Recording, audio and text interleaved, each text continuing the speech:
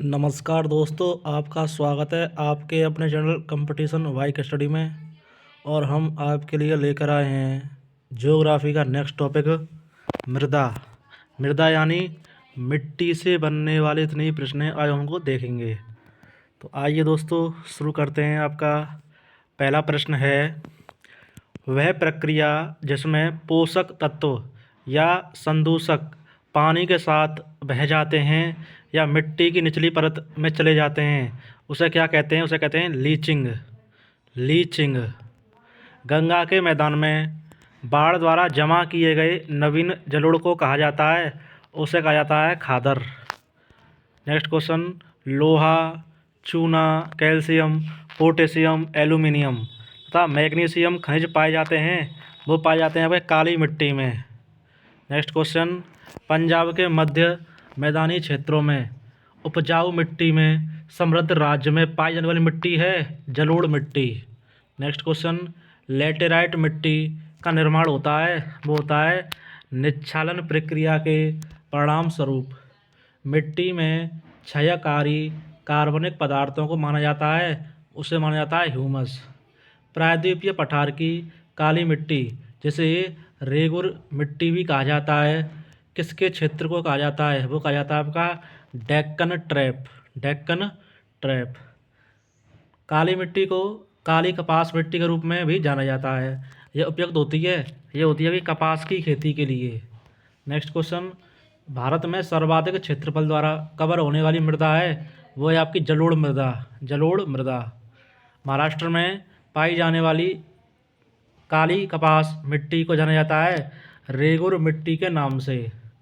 Loess मिट्टी बनी होती है गाद और धूल से।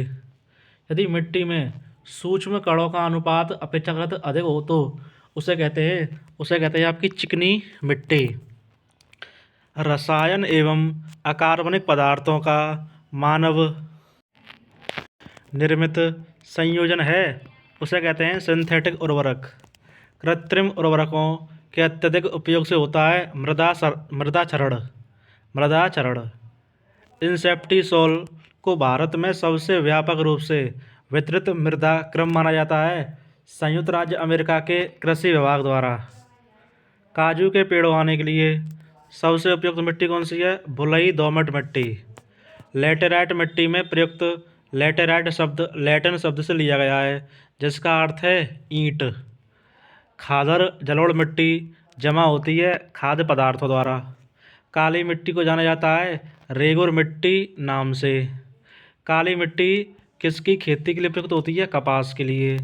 अपक्षय के कारण निर्माण होता है मिट्टी का। ऊपर से मृदा की तीसरी परत है अधः स्तर। अधः स्तर सब स्ट्रेटम। लैटेराइट मिट्टी समृद्ध होती है आयरन ऑक्साइड एल्यूमिनियम से। मिट्टी में जल में घुलनशील लवणों के संचय को कहा जाता है लवणीकरण।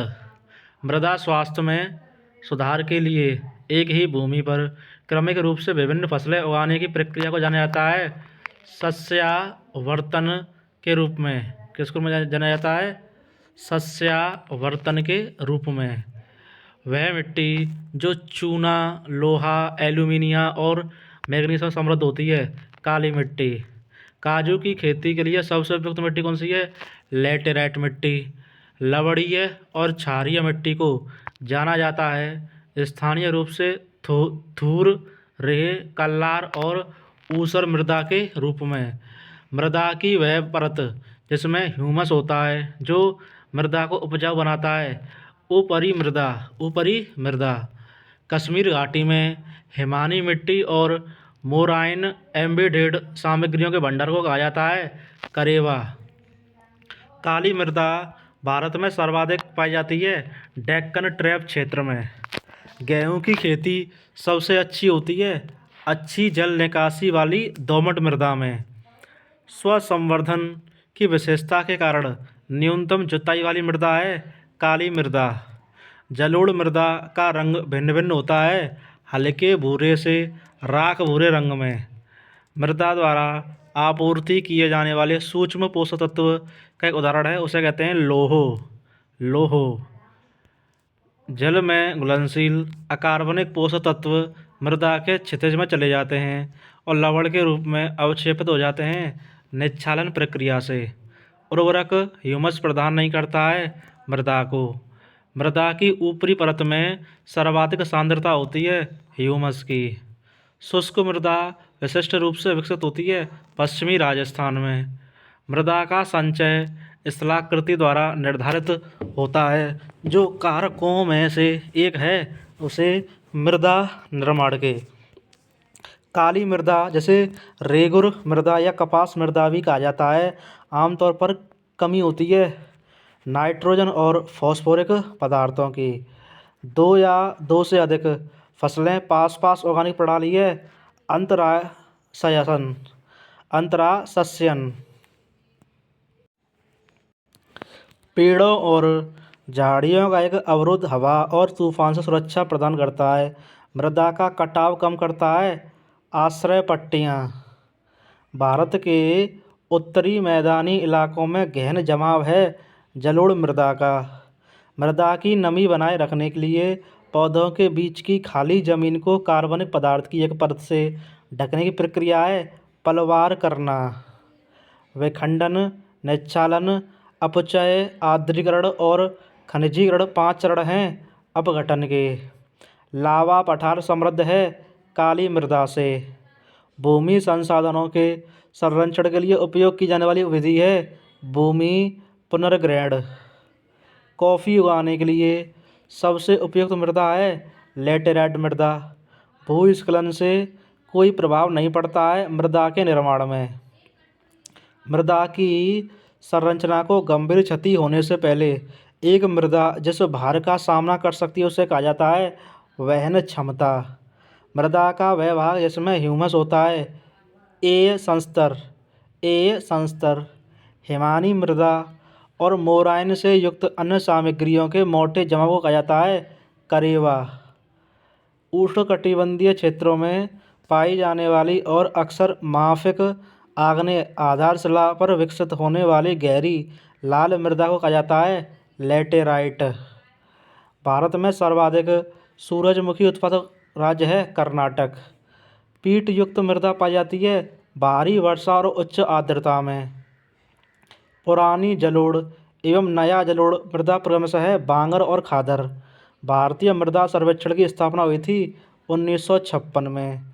पेडोलॉजी एक शाखा है मृदा विज्ञान की।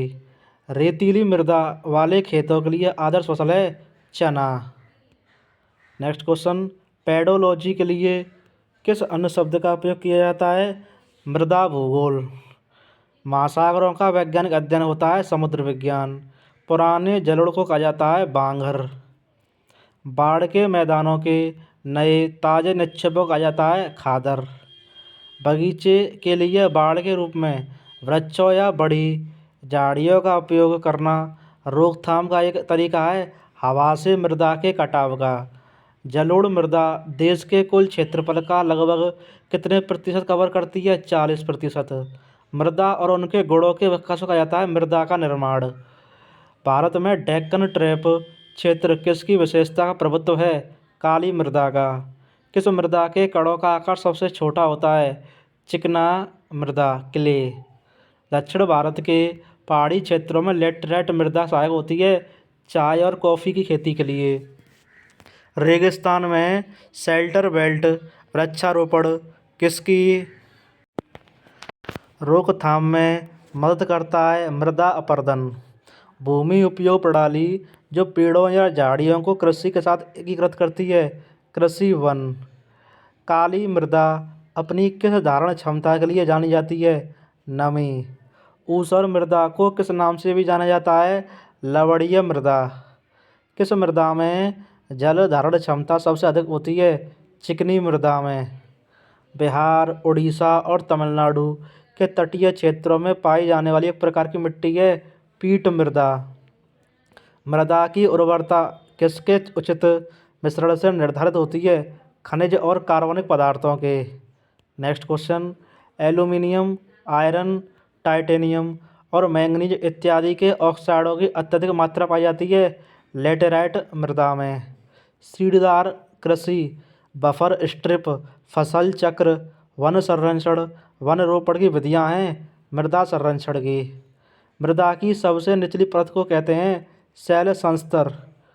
शैल संस्तर जल की अधिकतम मात्रा धारण करने वाली मिट्टी है चिकनी मृदा। खनिज कण, कार्बनिक पदार्थ, जल और वायु मूलभूत घटक हैं मृदा के। चाय और कॉफ़ी उगाई जाती है लेटेराइट मृदा में। मृदा की नमी बनाए रखने के लिए पौधों के बीच की खाली जमीन को कार्बनिक पदार्थों की एक परत से ढकने की प्रक्रिया को कहते हैं पलवार करना। गेहूँ, चना और धान उगाने के लिए उपयुक्त मृदा है चिकनी मृदा और दोमट मृदा। जल का अंतःस्रवण दर अधिकतम होता है रेतीली मृदा में। जल का अंतःस्रवण दर न्यूनतम होता है चिकनी मृदा में। खादर और बांगर संबंधित है जलोढ़ मृदा से। सूक्ष्म कणों का अनुपात बड़े कणों की तुलना में अपेक्षाकृत अधिक होता है चिकनी मृदा में। वर्षा के मौसम में पौधों में मृदा की नमी आवश्यकता से अधिक होती है आर्द्रभूमि खेती में। उष्णकटिबंधीय वर्षा के कारण होने वाली तीव्र निस्खलन के कारण कौन सी मिट्टी कम उपजाऊ होती है लेटेराइट मृदा। कपास उगाने के लिए आदर्श मृदा है काली मिट्टी। मुल्तानी मृदा को कहा जाता है चिकनी मिट्टी। सिंधु, ब्रह्मपुत्र और गंगा नदी प्रणालियों के निक्षेपण से निर्मित मृदा कहा जाता है जलोढ़ मृदा। भारत में रेगुर मृदा को जाना जाता है काली कपास मृदा के नाम से। प्राकृतिक निकायों के संग्रह के रूप में मृदा का अध्ययन करने के लिए एकीकृत दृष्टिकोण है मृदा विज्ञान। अतिचारण एक कारण है मृदा अपरदन का। बांगर मृदा है प्राचीन जलोढ़ मृदा। मध्य प्रदेश की कर्तन धन कृषि प्रणाली है बेवर या Dahiya. Nitrogen, phosphorus, calcium, sulphur, potassium और मैग्नीशियम मृदा के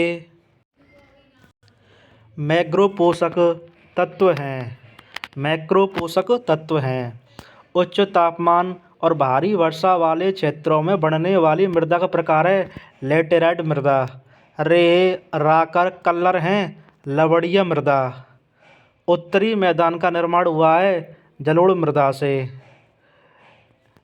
इंसेप्टिसोल्स, एंटीसोल्स, वर्टिसोल्स, जेलीसोल्स, हिस्टोसोल्स, अल्टीसोल्स और मोलीसोल्स वर्ग हैं ये मृदा के हैं।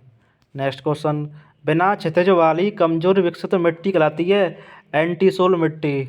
कमजोर या शीघ्र विकसित क्षितिज वाली मिट्टी कहलाती है इंसेप्टिसोल। वह मिट्टी जो बहुत पुरानी और अत्यधिक अपक्षयित होती है कहलाती है ऑक्सीसोल। वह मिट्टी जिसमें कार्बनिक पदार्थ की मात्रा बहुत अधिक होती कहलाती है हिस्टोसोल। चिकनी मिट्टी जिसमें वर्ष के दौरान कुछ समय के लिए गहरी चौड़ी दरारें होती हैं कहलाती हैं वर्टिसोल।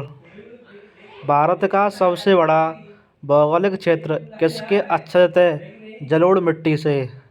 मिट्टी से पौधों के लिए महत्वपूर्ण पोषक तत्वों को हटाना कहलाता है मिट्टी की दुर्बलता। वह मिट्टी जो पेडोजेनिक क्षितिज विकास का बहुत कम या कोई सबूत नहीं दिखाती एंटीसोल्स। मिट्टी में कैल्सिफिकेशन उस क्षेत्र में होता है जहाँ वाष्पीकरण उत्सर्जन अधिक होता है वर्षा से।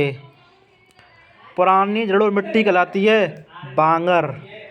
स्थलाकृति जो शिवालिक की तलहटी में पाई जाती है भाबर। वह मिट्टी जो उत्तरी मैदानों और घाटी नदी घाटियों में व्यापक रूप से फैली हुई है जलोढ़ मिट्टी। लेटेराइट मिट्टी किन क्षेत्रों में उत्पादित होती है उच्च तापमान और भारी वर्षा क्षेत्रों में। लाल मृदा वर्ण किसके कारण होता है लोह यौगिक। तो हेलो दोस्तों, ये थे आपके मृदा से बनने वाले प्रश्न। हमने ज्योग्राफी का ये भी पार्ट करा दिया है। वीडियो अगर पसंद आ रही है तो वीडियो को लाइक करें, चैनल को सब्सक्राइब करें। धन्यवाद दोस्तों, नमस्कार।